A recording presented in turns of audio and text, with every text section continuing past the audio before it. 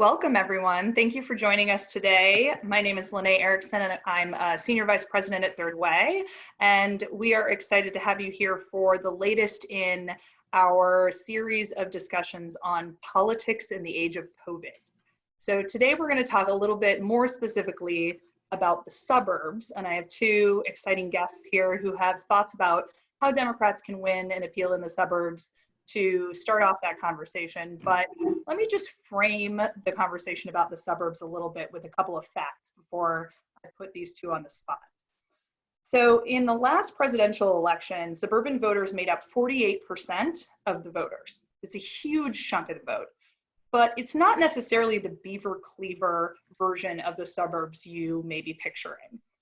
In fact, more people of color now vote in the suburbs than they do in the cities. In 2018, Democrats won the suburbs with 51% of the vote. That was 5 points better than Democrats did in 2016. And when you really narrow in on those key battleground states that delivered Trump the White House, the picture is even more scary. Hillary Clinton lost to the suburbs in those blue wall states, Michigan, Wisconsin, Pennsylvania, by 200,000 votes. But in 2018, Democrats won the suburbs by 650,000 votes in those same states. That delivered 3 governor's mansions and Senate seats in each of those states. So if Hillary Clinton had matched the performance in the suburbs that we had in 2018, she'd be the president right now, and we would all be having a very different conversation.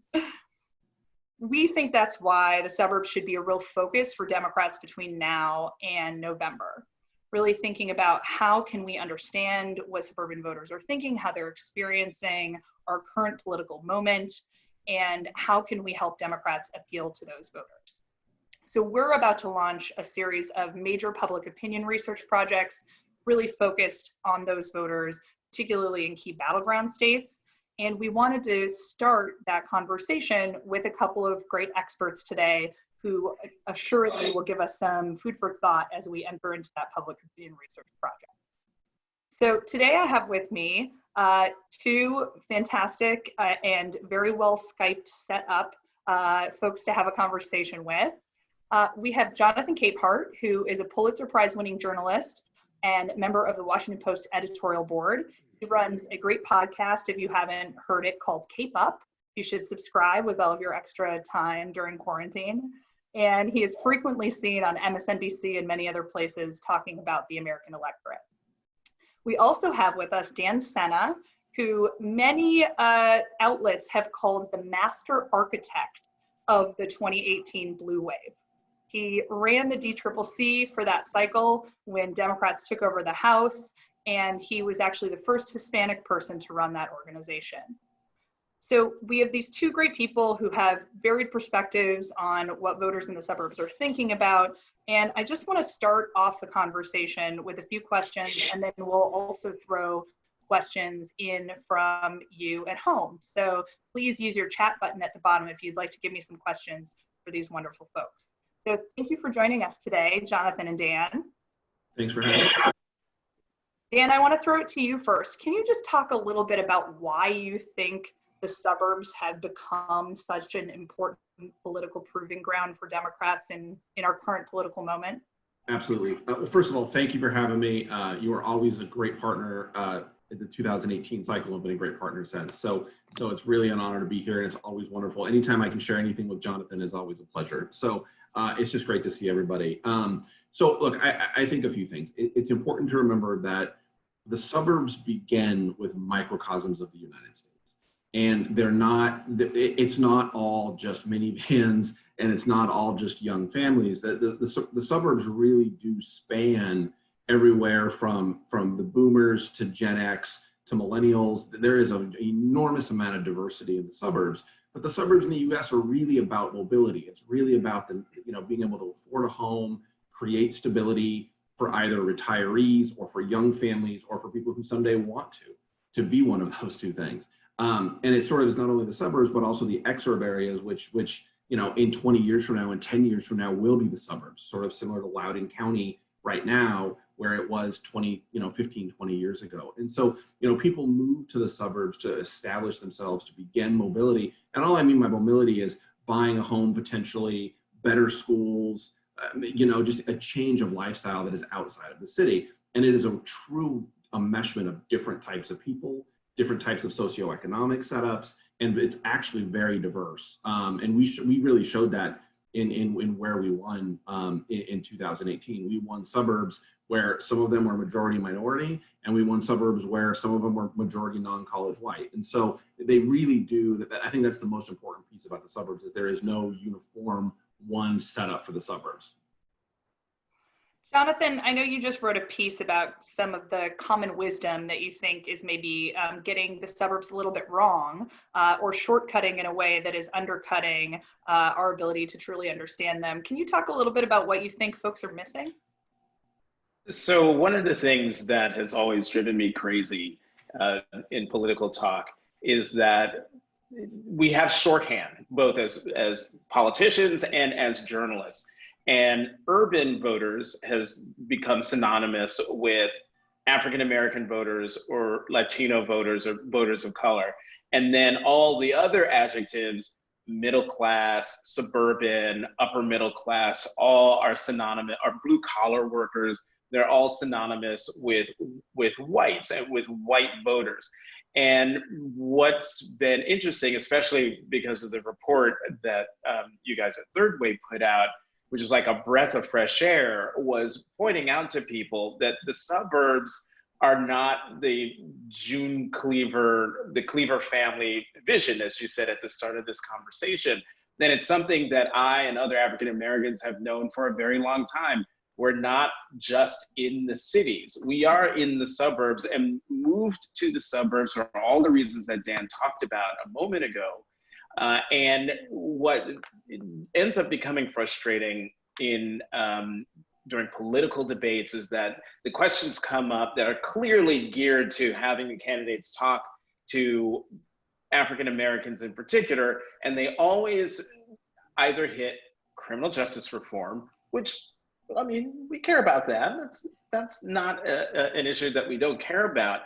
And yet when it comes time to talk to, bread and butter issues or kitchen table issues, we're not part of that conversation. Meanwhile, we're sitting in the suburbs worrying about good schools also, worrying about pay, worried about the economy, worried about all the things that the traditional quote unquote suburban voter cares about.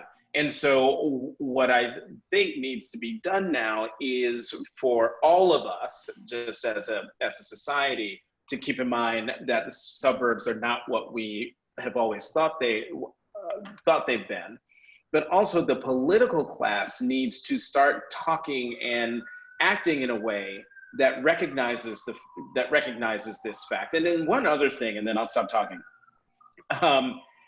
There's another reason why the suburbs are becoming more home to African Americans and people of color in general, and that's because gentrification in the cities have been pushing people of color out of the urban areas, and so they're being pushed out of the cities, which means they're being pushed into suburbs, being pushed further and further away from the urban center where the jobs are, and that is also playing a part in what we're seeing.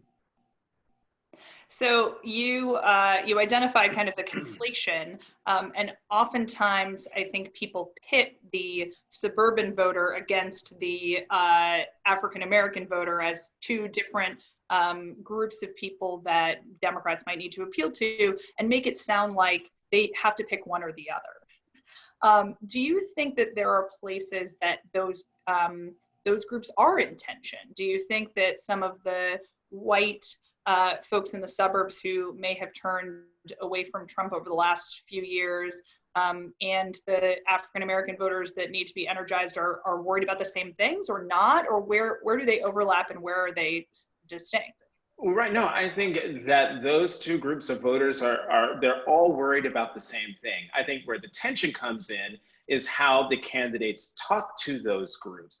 whether they are talking to them as a means of bringing them together, or are they talking to them for the sole purpose of pitting one against the other, for pitting the white voter and saying, this person is taking something away from you, this person is denying you X opportunity. And I think where the Democrats have done better in at least the last few cycles is having a common message and recognizing that no matter what room you're standing in as a candidate, whether it's a room filled with older white voters, or if it's a room filled with older African-American voters or mixed generations, that they're all kind of worried about the same thing, and they want to understand whether you are talking to them as voters, or if you're talking to them as, oh, here's part of my checklist that I have to get through now, and I'm not really talking to you. I'm not marrying my vision for the county, the district, the state, the country. I'm not marrying that to your lived experience. And so I think it is possible to talk to all the constituencies in a way where no one leaves a particular room feeling like they've been scapegoated, or they've been ignored, or they've been, vanished in some way. Dan, can you talk a little bit about the voters that you all targeted in 2018 that ended up voting for Democrats in districts where they had pretty overwhelmingly gone for Trump before? Mm-hmm. I think there's a lot of skepticism that swing voters in fact exist in our very polarized time, and yet you saw quite a few candidates winning in places where Trump had won by double digits. So there had to have been some movement there, or a completely different electorate showed up. But I think from what we've seen, there definitely was some movement. What did you see that would be useful for us to keep in mind in 2020, and in how those voters were thinking about and weighing Trump versus the Democrats in 18? So a few things. I think it's important to remember that in particular in those suburban districts, an awful lot of those Trump voters, those college-educated Trump voters, they did pretty well during the Obama years. And so you sort of begin with this premise that there were a whole chunk of them that voted for Barack Obama and then turned to vote for President Trump. And that's just the truth, that's the reality. And so you sort of have to begin there with there is Democratic DNA in some of these districts, primarily because the suburban areas really are sort of these microcosms of the American dream. People are there to worry about their schools. They're there to get their first leg up on buying a home. But I think one of the things that's really important to understand in particular about the suburbs is that every single one of these voters who lives there, they're under some sort of cross pressure. And so for voters, maybe over the age, maybe for the boomers, they are now in a cross pressure where healthcare, access to Social Security, access to Medicare and Medicaid really drives an awful lot of the way they view the world. For those Gen Xers, they are stuck in the middle. They have aging parents where healthcare really matters, and they have children where local educations, local transit, something as simple as trash and security really matter to them.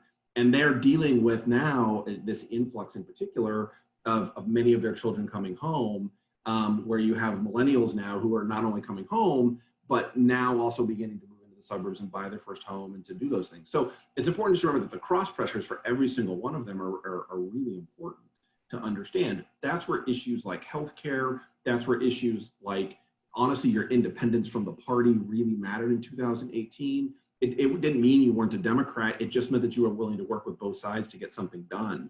And it was that independent streak and that independent thinking combined with healthcare, and then really being able to establish a clear contrast with what the Republicans brought to the table and what their vision for those people were, that I think really made the difference. And I think even going into 20, one of the things we have to be careful of is that we don't get into the character fight. We don't get into the day-to-day picking on Twitter. We don't get into that fight. We have to make sure that we keep a very clear and close eye on who's got the right priorities for these voters, who's going to deliver for you. And when you draw the contrast, you're drawing the contrast on those policies and those impacts on people's day-to-day lives, set in the backdrop of all the cross pressure that all those voters are under. You know, we just took a look at the changing maps over the last decade of congressional districts in the Midwest. And one of the things we saw was that those districts are shrinking. The Democratic districts are shrinking, and used to be where I'm from, Colin Peterson, way up north in northern Minnesota, is basically half of northern Minnesota is that district. But he's one of the last ones that represents those big rural districts. Now we're in more places like you know, suburban Minneapolis, in districts like Angie Craig and Dean Phillips and those kinds of folks. So what does that mean for what Democrats can be aggressive on? Is there a different set of policies where we might have had to be more worried about kind of political cross pressures in the past when we were talking about kind of rural, big, expansive districts like the traditional blue dogs? And now we're talking about suburbs. Is there a different political dynamic there? I'll answer that question first, Jonathan, if that's okay. Look, I think the Democrats should always be very, very aggressive on healthcare, costing of prescription drugs, and what it means to, and what your personal health means in the United States and how you pay for it. And I think Democrats, again, I'll say it again, should always be very, very aggressive in this. It sets a clear tone and a clear contrast with the direction that the Republicans and their viewpoint of that issue in particular. I think post-corona, I think you may see other issues really begin to move. I think how people are impacted by climate may change just a little bit. What happens to our water, what happens to our air may change just a little bit. And then I think, and we've done, you know this because we've talked about this at length, I do think Democrats should not be afraid to talk about immigration. They should not be afraid to talk about keeping our country secure and safe. You know, we really are patriots, and sometimes Democrats, we pull that back just a little bit, and we get nervous when we talk about our own patriotic roots, and we shouldn't be. We should actually lean into it and choose to be big with some of those ideas. But I really think the fight begins and ends with healthcare.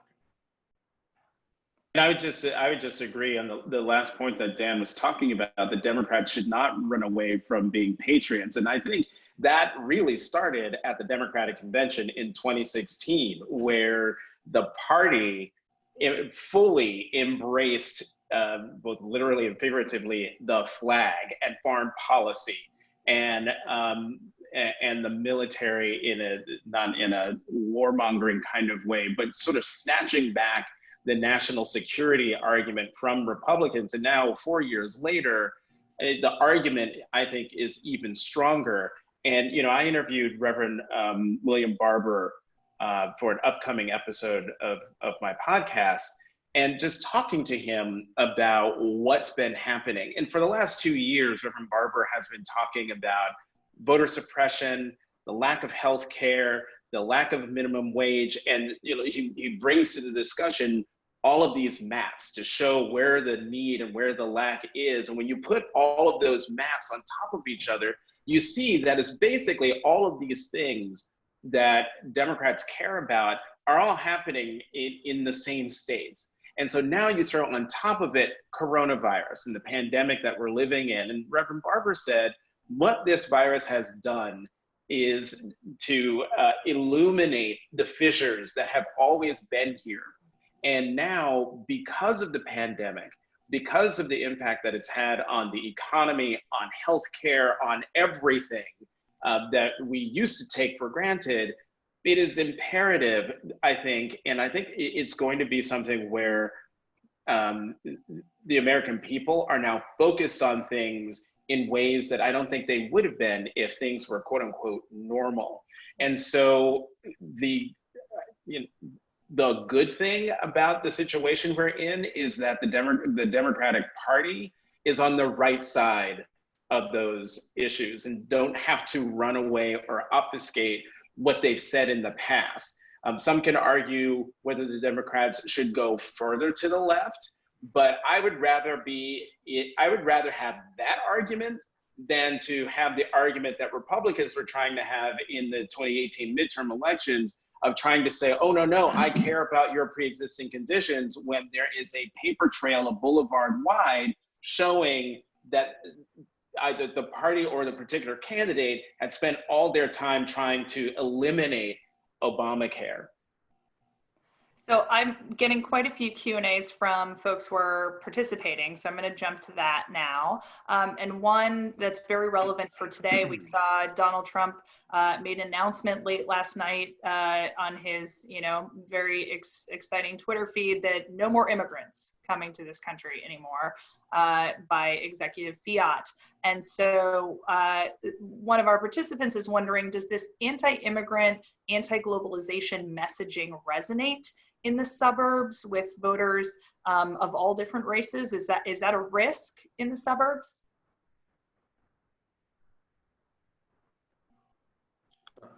Jonathan, you want to go or you? That's your Okay, great. that's your bailiwick. Look, it's a really good question. I think we have to understand that what Donald Trump does, we used to call it shaking the snow globe in 2018. He would shake the snow globe and we would all, nobody was really 100% sure what would happen when all the snow fell back down.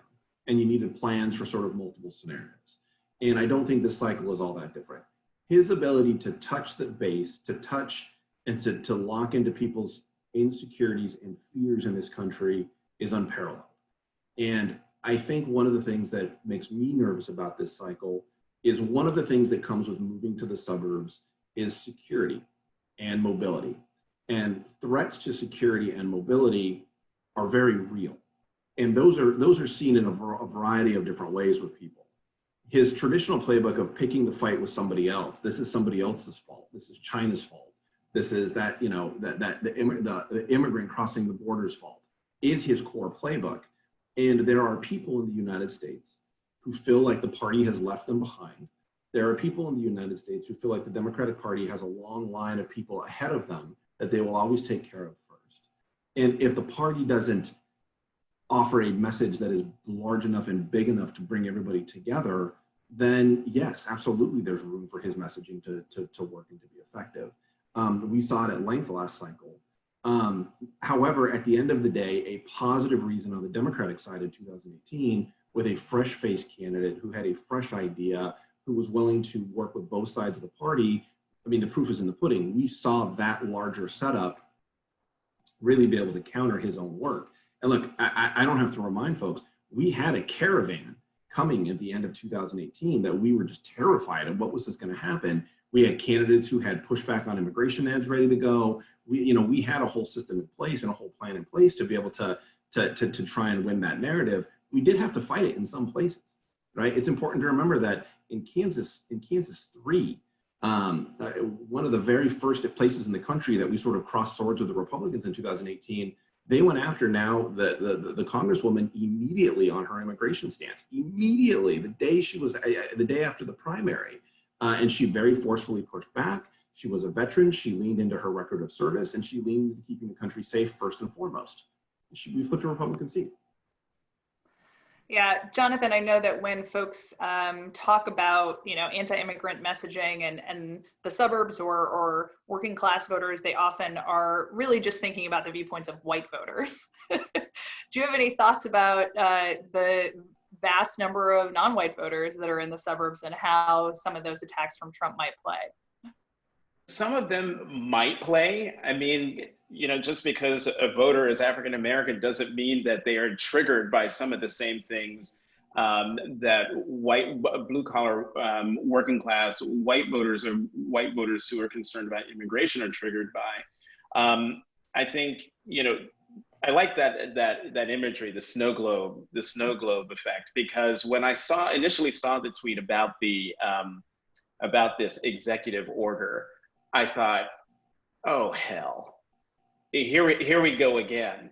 Fine, it's an executive order, it's theater, it's in keeping with the way the president does things. But then you read in the paper today, and this executive order isn't really going to change anything because basically immigration has basically stopped, right, in this country.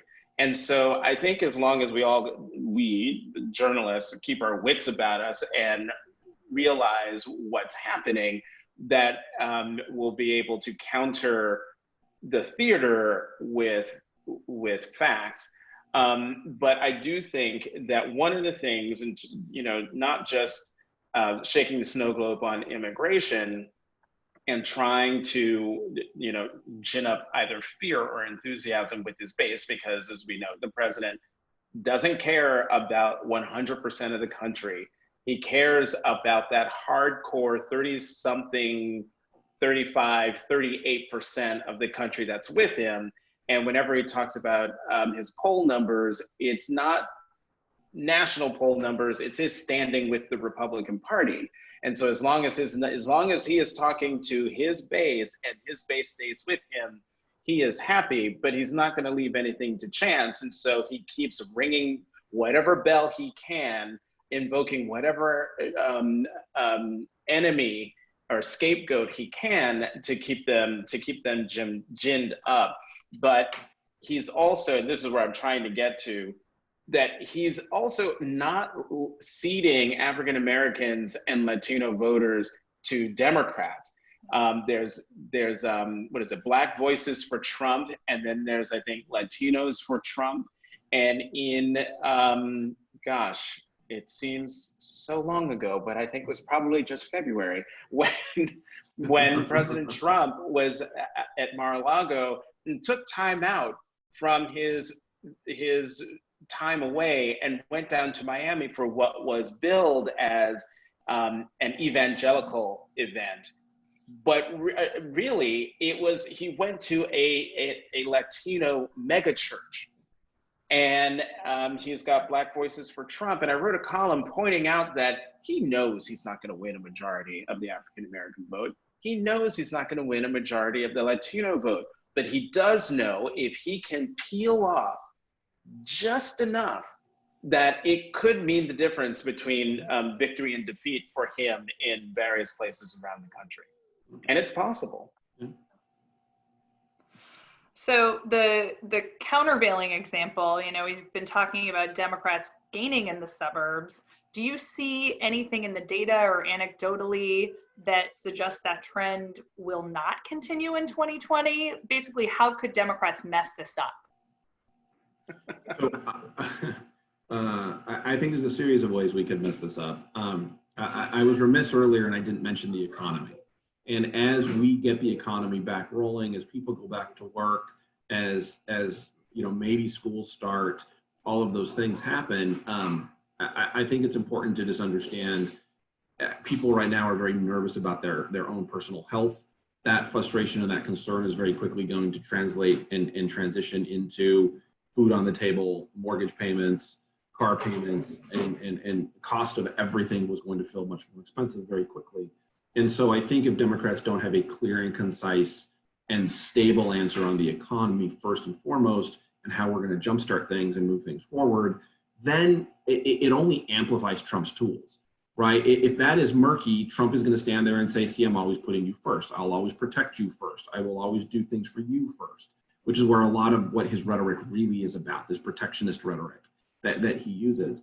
And I think if Democrats have a clear example, in particular, how they're going to get the economy moving, and a clear set of validators to help bring that along, because I do think we're going to need some validators with Trump because he just takes so much of the oxygen up, then I think we could be in for a rough night. Actually, Dan, I want to ask you this question in that I hear everything that you're saying about people and their concerns about the economy, but at what point does the anger with directed at President Trump, because of the situation that we're in, how much of the blame will be laid at his feet, and how much of that will be enough for suburban voters to say, you know what? Yeah, I'm worried about my economic security, my economic future, but this guy is the reason why I don't have my job now. And everything was going great on Friday, and then Monday the whole world changed. So does that play into anything? I think that is the central question, and I think that's a very, very good question. I think the way the campaign will play out, which is a different sort of answer, is I think the campaign will play out from Donald Trump's perspective of the devil you know versus the devil you don't, or the devil you may not remember in President Biden. And that, I mean, this is why we campaign, is so that those swords sort of cross and that narrative happens. That fight, I don't think, is as clean as what you laid out was very rational, very well thought out. I don't know if the cross pressures, in particular in the sort of suburban areas, play out as cleanly. You know, if you're somebody whose husband actually lost their job and you've taken a 15% reduction, and Trump just gave you $1,200, that feels different to people, you know, and I don't know if we know right now how all that ultimately plays out. That's why we campaign. So I'm going to combine a couple of these questions. You know, Bernie wrote an op-ed the other day that said, you know, big structural change is the only option now that we have as the pandemic recedes. But we know that Trump has been already quick to call Democrats socialist, and that is a attack ad that they used against folks in 2018 who pushed back strongly, but will certainly use again in 2020. How do you think Democrats can make sure that it can be for the scale of change and government action that is needed in this moment of crisis without kind of playing into that socialist takeover message that we know Trump is so ready to pounce on? I'm taking a little bit of heart in the way the conversation over universal basic income has changed. So I remember when Andrew Yang came in for an editorial board meeting at the Post, and he was going on and on and on about I think it was $1,000 a month he wanted to give to everyone. And I remember asking him, sort of maybe a little too subtly, how are you going to do this with a Senate that or with a Congress that just is not going to go there, and especially with a Senate that is Republican controlled? And a lot of these people were in office when Barack Obama was trying to get the Affordable Care Act through, and Nancy Pelosi had to get it through with no Republican votes. And I was just trying to understand, how are you going to do this? This seems like fantasy. And now look where we are, where we're actually talking about it. And so, you know, sometimes I cross my eyes when I hear Senator Sanders going on and on about structural change and structural reform with no, like, how are you going to get there?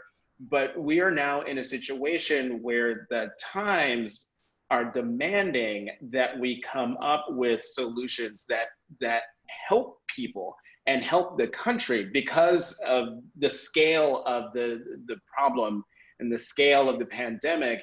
It's not something where you can just say that, and I'm just using universal basic income as one example of big structural change that could actually happen, is that it has gone to scale, and has gone to scale to the point where Senator McConnell and Minority Leader McCarthy and other Republicans have to actually seriously entertain these kinds of policy prescriptions because the problems are so big and are impacting people in their districts that they can't ignore it and they can't write it off as socialism.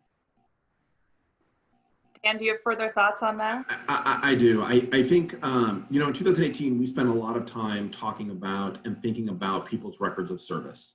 And in 2018, that meant independence. That meant no real track record in government, but it meant a record of doing something good for people outside of government, whether it was you were a veteran or you were a doctor or, you know, an educator or what have you. And I think I agree with everything Jonathan just said. I think the role of government has fundamentally changed. I think what people will expect from their government is going to fundamentally change. But I think the record of service that people bring to the table, whether it's Joe Biden or it's you know, Xochitl Torres or it's you know, Gavin Newsom, not up this year, but you know, I think it changes. I think the role of government and the expertise now that people bring to the table, not as a per se politician, but as somebody who has been in the trenches trying to make government work, I think there is a lane there that we will see in 20 that has not been there in prior cycles. You know, there was, in the old days, you could run on your record, right? And I think now there may be some space there to run on your record, or, you know, conversely, to hold a Republican more accountable on their record, in particular where they may have teamed up on budget issues with Donald Trump. I think in ways that really impact people's lives.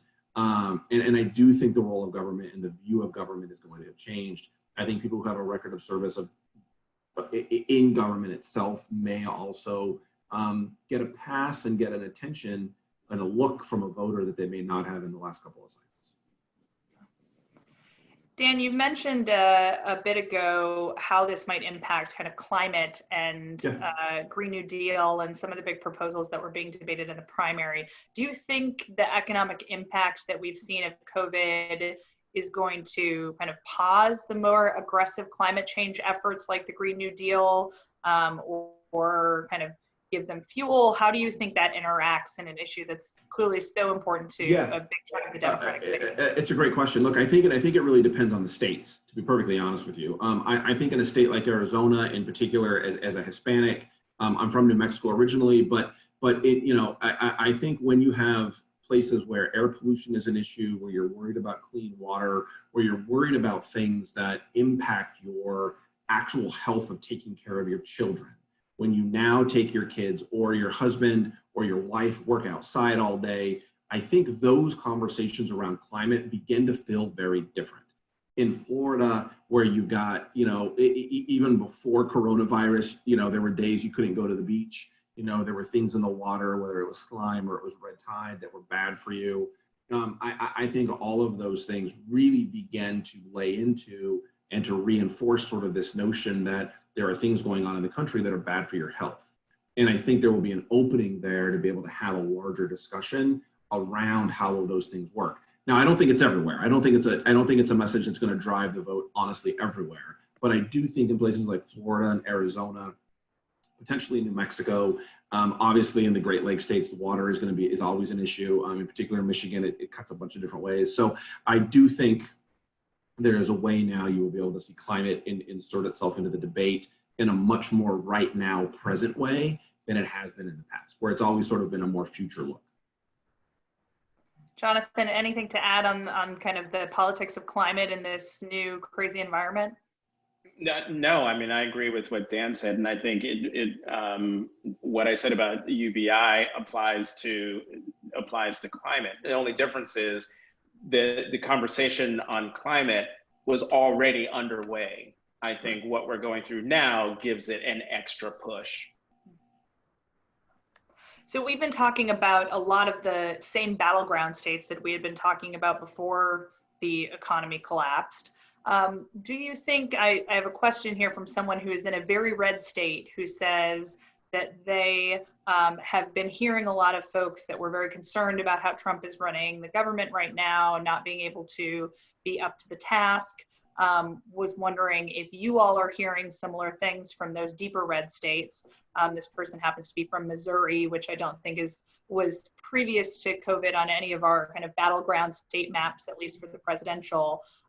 But do you think that there are states that might actually be in play or may have fundamentally changed as we're looking at their statewide politics now that everything has been shaken up? Jonathan, you want to go first on this one? No, this is tailor-made for you to go first. I'd love to hear your answer. I don't think the Trump administration has handled COVID very well. It's clear in all of the polling that he is not getting. Obviously, he started with a stronger bump, and he's just, he's doing nothing but hurting himself along the way.